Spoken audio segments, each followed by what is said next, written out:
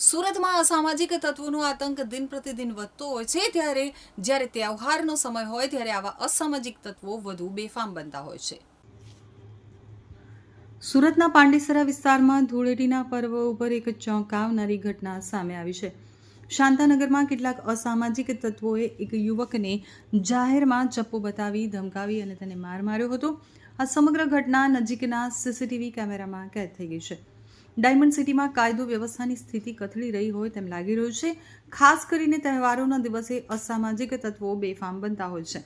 તો સુરતના પાંડેસરા વિસ્તારમાં ધૂળેટીના પર્વ ઉપર એક ચોંકાવનારી ઘટના સામે આવી. વાયરલ થયેલા સીસીટીવી ફૂટેજમાં સ્પષ્ટપણે જોઈ શકાય છે કે ધોળા દિવસે ભરચક વિસ્તારમાં અસામાજિક તત્વો હાથમાં ધારદાર ચપ્પુ લઈને ફરે છે. આ તત્વોએ એક યુવકને ઘેરી લીધો હતો અને તેને ચપ્પુ બતાવી ડરાવવાનો પ્રયાસ કર્યો હતો. એટલું જ નહીં, તેને બળજબરીથી પકડી રાખી અને માર પણ મારવામાં આવ્યો હતો.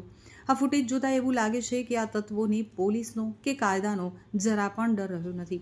લોકોની અવર જવર વચ્ચે પણ તેઓ આ પ્રકારની હિંસક પ્રવૃત્તિ કરતા અચકાયા ન હતા. આ વિડીયોમાં સૌથી હૃદયદ્રાવક દ્રશ્ય એ છે કે જ્યારે આ ગુંડા તત્વો યુવક ઉપર હુમલો કરી રહ્યા હતા ત્યારે ત્યાં હાજર એક નાનું બાળક સતત આજીજી કરી રહ્યો હતો.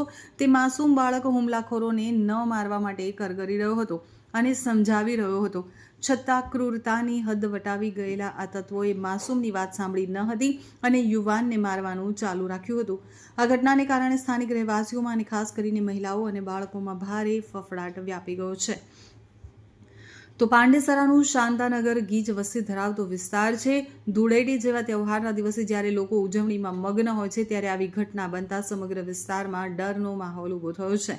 સ્થાનિકોનું કહેવું છે કે અસામાજિક તત્વો અવારનવાર અહીં માથું ઉંચકે છે અને લોકો ઉપર પોતાનો રૂઆબ જમાવવા માટે આવી હિંસક પ્રવૃત્તિઓ કરે છે. આ ઘટના પાછળનો હેતુ વિસ્તારમાં દહેશત ફેલાવવાનો હોવાનું પણ મનાઈ રહ્યું છે. ઘટનાના સીસીટીવી ફૂટેજ સોશિયલ મીડિયા ઉપર વાયુ વેગે વાયરલ થયા હતા.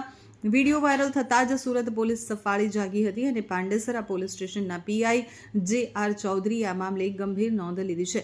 તેમણે જણાવ્યું કે સોશિયલ મીડિયાના માધ્યમથી અને આ વિડીયો મળ્યો છે. વિડીયોની ખરાઈ કર્યા બાદ જાણવા મળ્યું છે કે આ ઘટના પાંડેસરાના શાંતાનગરમાં બની છે.